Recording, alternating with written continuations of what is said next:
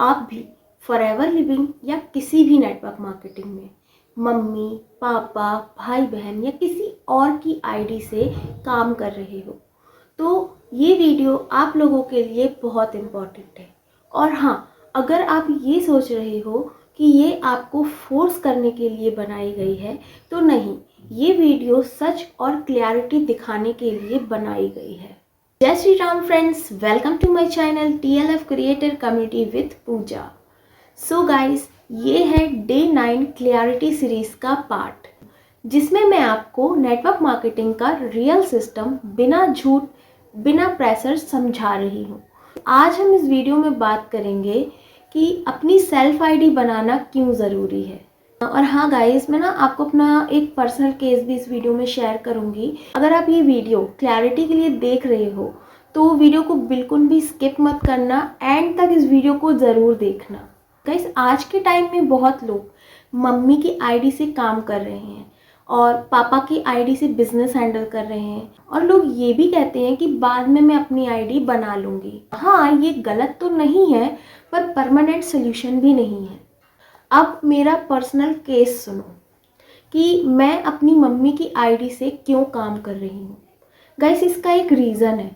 मैंने पहले 2CC किया हुआ है, लेकिन मैंने किसी और टीम के साथ 2CC किया था, जिसके कारण अभी मेरी रिस्पॉन्सरिंग अभी एलिजिबल नहीं है, क्योंकि मैंने पहले कुछ प्रोडक्ट लिए थे, जिसके कारण अभी मेरी जो आईडी है वो अभी एक्टिव है।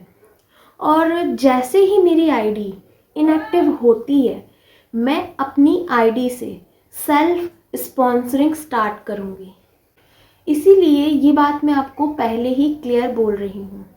अगर आपकी भी सिचुएशन मेरी तरह है तो टेम्परेरी फैमिली आईडी बनाना समझदारी हो सकता है, पर अगर आप एलिजिबल हो, आपको कोई रिस्ट्रिक्शंस नहीं है, आपको कोई टेक्निकल इशू नहीं है, तो मैं आपको एक सजेशन देती हूँ कि आप अपनी खुद की सेल्फ आईडी बनाइए, क्योंकि सेल्फ आईडी ही सही रास्ता होता है। अभी आप अपनी फैमिली की आईडी से काम कर रहे हो, लेकिन आगे चल के आपको बहुत सारे रिस्क हो सकते हैं फैमिली की आईडी से काम करने के लिए।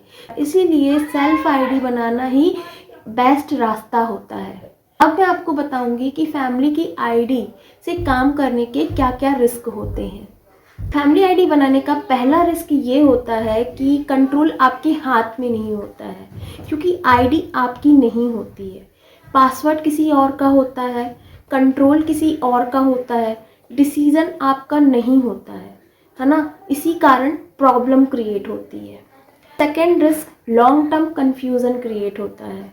कल को इनकम का इशू, विथड्रॉल का इशू, नॉमिनीज का इशू, तभी प्रॉब्लम होती है। तीसरा रिस्क ये है, लीडरशिप वीक हो जाती है। टीम कंफ्यूज हो जाती है कि लीडर कौन है, आईडी किसकी, आईडी में नाम आपका शो नहीं होता, आईडी आपकी शो नहीं होती है। इसी कारण से कंफ्यूजन क्रिएट होती है। इसलिए मैं आपको यही सोल्यूशन दूंगी कि आप अपनी सेल्फ आईडी क्रिएट करो, क्योंकि सेल्फ आईडी ही बेस्ट सोल्यूशन है। अब मैं आपको बताऊंगी सेल्फ आईडी बनाने का बेनिफिट क्या है।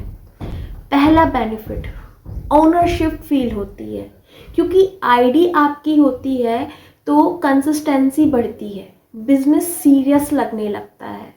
दूसरा बेनिफिट है long term satisfy, income safe, account safe, future secure. तीसरा बेनिफिट है लीडरशिप स्ट्रांग होती है, टीम को लगता है कि आप सीरियस हो, आप अपना डिसीजन खुद ले सकते हो।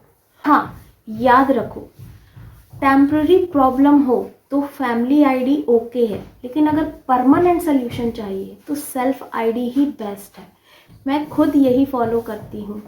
अगर आप एलिजिबल हो, रेडी हो, लॉन्ग टर्म बिजनेस स्टार्ट करना चाहते हो तो सेल्फ आईडी बनाओ, उस पर 2CC करो, या आप जैसे स्टार्ट करना चाहते हो आप वैसे स्टार्ट करो।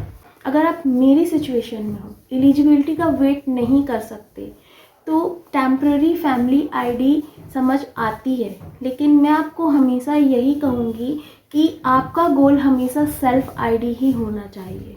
अगर आप फॉरएवर लिविंग सही तरीके से समझकर स्टार्ट करना चाहते हो तो डिस्क्रिप्शन को ज़रूर चेक करना।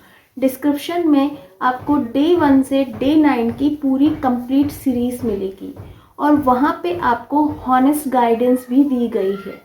तो कमेंट करो सेल्फ आईडी, वीडियो को सेव करो, चैनल को सब्सक्राइब करो डेली रियल क्लैरिटी के लिए।